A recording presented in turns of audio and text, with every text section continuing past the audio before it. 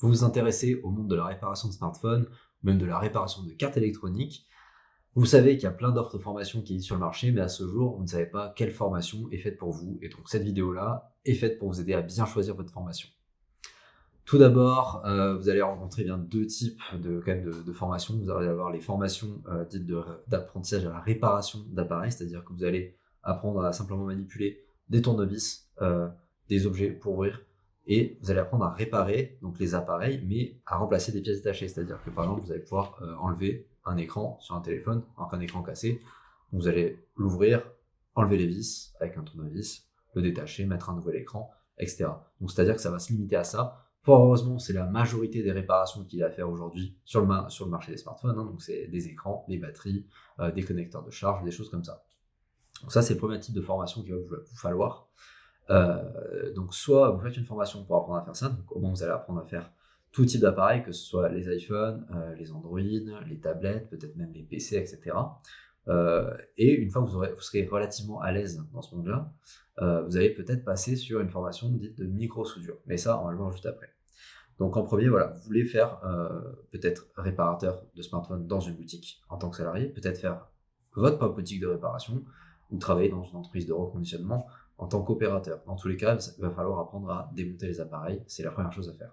Donc si vous ne savez pas aujourd'hui démonter un iPhone ou un Android et changer un écran ou une batterie, faites d'abord la formation de réparation. Ça, c'est la première chose à faire. Vous ne pouvez pas aller plus loin si vous ne savez pas faire ça. Ça, c'est vraiment la base. On a ensuite sur le marché beaucoup de personnes qui ont de l'expérience déjà, qui font déjà de la réparation depuis longtemps, depuis quelques années, ou parfois juste en quelques mois, on peut avoir un très très bon niveau en réparation. On voit ça surtout malheureusement non, surtout chez les très jeunes. Finalement, vous prenez des gens qui ont 18-20 ans, en fait en 2 mois ils sont aussi bons que des gens qui ont réparé pendant presque 20 ans des écrans. C'est un phénomène qu'on observe dans en formation, j'invente rien. Donc les personnes qui ont de l'expérience en réparation ont commencé à se confronter donc à des problèmes plus complexes, c'est-à-dire qu'ils vont peut-être remplacer toutes les pièces de l'appareil, batterie, écran, connecteur de charge, châssis, etc. Il reste qu'un élément qui est en panne, c'est la carte mère. Et donc apprendre à réparer une carte mère, ça, c'est encore autre chose. Donc le deuxième type de formation qui existe, c'est la formation à la réparation de carte mère. Donc réparer une carte mère, c'est vraiment un autre monde. Mais déjà, vous ne pouvez pas réparer une carte mère si vous ne connaissez pas tous les éléments environnants, donc écran, batterie, etc. Et savoir où ils sont branchés, comment ils fonctionnent, etc.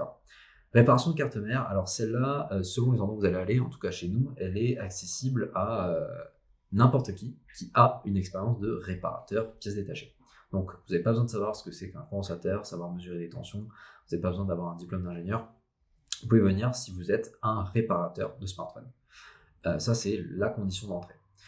On va vous apprendre toutes les bases de l'électronique, comment utiliser sur les multimètres, faire des diagnostics avancés, lire des schémas électroniques. Vous allez apprendre tout ça. Et c'est didactisé pour que ce soit accessible même aux personnes qui n'ont pas d'appétence au monde de l'électronique. Et ensuite, vous allez apprendre évidemment la partie pratique, donc utiliser un fer à souder, une station à air chaud, etc. Ça, à nouveau, il n'y a pas besoin de prérequis de dingue.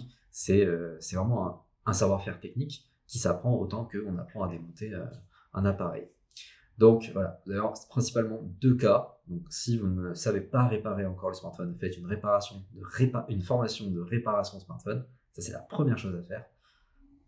Ayez de l'expérience ensuite, travaillez pendant plusieurs mois ou entraînez-vous à la maison. Mais attendez d'avoir de l'expérience avant d'aller faire une formation micro-soudure, parce qu'elle ne vous sera pas très utile si vous ne faites pas déjà beaucoup de réparations. Et donc la formation micro-soudure, je répète, est accessible à tout réparateur de smartphone. Elle n'est pas accessible aux débutants en réparation. Elle est accessible à tous les réparateurs de smartphone, même s'ils sont très très très novices en électronique. Donc voilà, au niveau des formations, c'est les 2 qu'on propose pour l'instant. Il y en a plein d'autres à venir. D'ailleurs, je sais que beaucoup nous demandent la formation micro-soudure MacBook, micro-soudure Android, même des cours sur les iPads. Donc ça, c'est des choses qui sont dans les Macs, en cours de construction.